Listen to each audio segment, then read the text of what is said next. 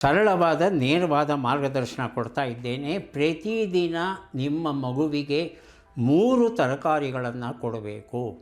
ಮತ್ತೆ ಹೇಳ್ತಾ ಇದ್ದೇನೆ, 3 ತರಕಾರಿ.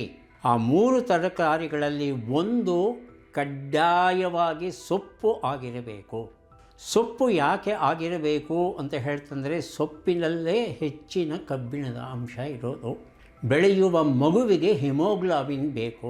ಆ ಹಿಮೋಗ್ಲಾಬಿನ್ ತಯಾರಿಕೆಗೆ ಬೇಕಾಗುವ ಕಚ್ಚಾ ವಸ್ತು ಕಬ್ಬಿಣದ ಅಂಶ ಇರೋದು ಸೊಪ್ಪಲ್ಲಿ. ಸೊಪ್ಪಲ್ಲಿ ನಾರಿನ ಅಂಶ ಇರುತ್ತೆ. ನಿಮ್ಮ ಮಗುವಿನ ಕರುಳಲ್ಲಿ ಇರತಕ್ಕಂಥ ಬ್ಯಾಕ್ಟೀರಿಯಾಗಳು ಖುಷಿಯಾಗಿರಬೇಕು, ನಿಮ್ಮ ಮಗುವಿನ ಬುದ್ಧಿ ಬೆಳೆಯೋದಕ್ಕೆ ಸಹಾಯ ಮಾಡಬೇಕು ಅಂದರೆ ಈ ಸೊಪ್ಪನ್ನು ಕೊಡಬೇಕು ಆ ಬ್ಯಾಕ್ಟೀರಿಯಾಗಳಿಗೆ. ಹೇಗಾದರೂ ಕೊಡಿ, ಸೊಪ್ಪನ್ನು ಪಲ್ಯ ಮಾಡಿಕೊಡಿ, ಸಾರು ಮಾಡಿಕೊಡಿ, ಚಟ್ನಿ ಮಾಡಿಕೊಡಿ. ಇಲ್ಲಾಂದರೆ ಸೊಪ್ಪಿಂದ ರಸ ತೆಗೆಯುವಂಥ ಯಂತ್ರ ಸಿಗುತ್ತೆ, ಆ ರಸವನ್ನು ತೆಗೆದುಬಿಡಿ. ಸೊಪ್ಪಿಂದ ಯಾವುದೇ ಸೊಪ್ಪಾಗಲಿ, ಒಂದಷ್ಟು ದಂಟಿನ ಸೊಪ್ಪು ತೊಗೊಂಬನ್ನಿ, ಚೆನ್ನಾಗಿ ತೊಳೀರಿ. ಒಂದಷ್ಟು ಹುಳಿ ಸೊಪ್ಪು ತೊಗೊಳ್ಳಿ, ಚೆನ್ನಾಗಿ ತೊಳೀರಿ. ಎರಡನ್ನು ಸೇರಿಸಿ ನೀವು ಆ ಯಂತ್ರಕ್ಕೆ ಹಾಕಿ ತೆಗೀರಿ. ಸೊಗಸಾದ ರಸ ಬರುತ್ತೆ, ಹಸಿರು ರಸ.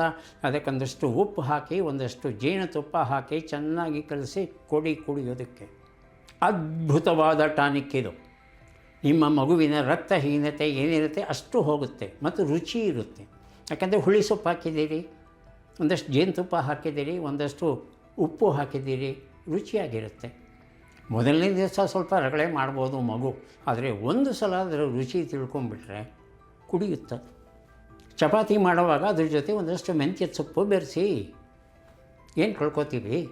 ಪುದೀನ ಚಟ್ನಿ ಮಾಡಿಡಿ, ಕರಿಬೇವಿನ ಸೊಪ್ಪಿನ ಚಟ್ನಿ ಪುಡಿ ಮಾಡಿಡಿ. ಅಮ್ಮಂದ್ರಿಗೆ ಹೇಳ್ಕೊಡ್ಬೇಕಾ ಅಡುಗೆ ಬಗ್ಗೆ ನಾನು? ಒಟ್ಟಲ್ಲಿ ಸೊಪ್ಪು ಪ್ರತಿದಿನ ಒಂದು ಸೊಪ್ಪು ನಿಮ್ಮ ಮಗುವಿನ ಹೊಟ್ಟೆ ಹೋಗಬೇಕು. ಇನ್ನು ಎರಡನೇದು ಏನಪ್ಪ ಅಂದರೆ, ಬಣ್ಣದ ತರಕಾರಿ ಹೋಗಬೇಕು ಪ್ರತಿದಿನ ಹೊಟ್ಟೆಗೆ.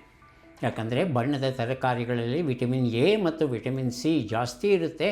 ಅದು ನಿಮ್ಮ ಮಗುವಿನ ಹೊಟ್ಟೆ ಸೇರಬೇಕು. ಎಲ್ಲೆಲ್ಲಿ ಹಸಿಯಾಗಿ ತಿನ್ನಲಿಕ್ಕೆ ಸಾಧ್ಯ ಇದೆಯೋ ಅಲ್ಲಿ ಹಸಿಯಾಗಿ ತಿನ್ನೋದಕ್ಕೆ ಕೊಡಿ. ಉದಾಹರಣೆಗೆ ಕ್ಯಾರೆಟಲ್ಲಿ ವೈಟಮಿನ್ ಎನೂ ಇದೆ, ಸಿನೂ ಇದೆ, ಬೀಟ್ರೂಟಲ್ಲಿದೆ. ಯಾಕೆ ಇವನ್ನು ಒಂದು ಸ್ವಲ್ಪ ಕೊಡಬಾರ್ದು ಪ್ರತಿದಿನ ನಿಮ್ಮ ಮಗುವಿಗೆ? ಮೂರನೇ ತರಕಾರಿ, ನಿಮ್ಮ ಮಗು ಯಾವ ತರಕಾರಿನ ಇಷ್ಟಪಡುತ್ತೋ ಆ ತರಕಾರಿಯಿಂದ ಅಡುಗೆನೋ ಸಾರೋ ಹುಳಿನೋ ಮತ್ತೊಂದು ಮಾಡಿ ಕೊಡಿ. ದಿನಕ್ಕೆ 3 ತರಕಾರಿಗಳನ್ನು ಕಡ್ಡಾಯವಾಗಿ ಸೇವಿಸಬೇಕು. ಅದರಲ್ಲಿ ಒಂದು ಸೊಪ್ಪು ಇರಲೇಬೇಕು.